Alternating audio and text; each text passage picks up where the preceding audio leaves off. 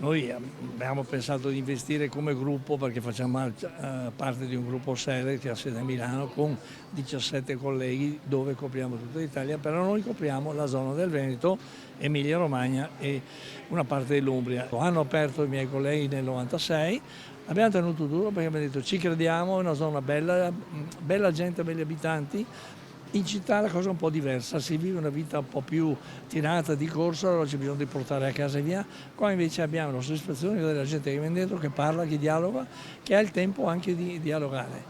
Noi ci crediamo a questo, abbiamo fatto questo programma di aperture e si dice sempre speriamo che tutto vada per il suo verso e ci riusciremo. I risultati li stiamo vedendo in questi giorni con l'apertura parziale della piazza che deriva in parte da questo accordo pubblico-privato concesso conseguente all'ampliamento di questo supermercato. Non è una nuova struttura, quindi non stiamo implementando i nuovi supermercati, i nuovi centri commerciali, ma stiamo dando una mano alle realtà locali che esistono da ormai quasi 25 anni sul territorio e che stanno dimostrando di lavorare bene, far crescere il territorio e creare anche occupazione.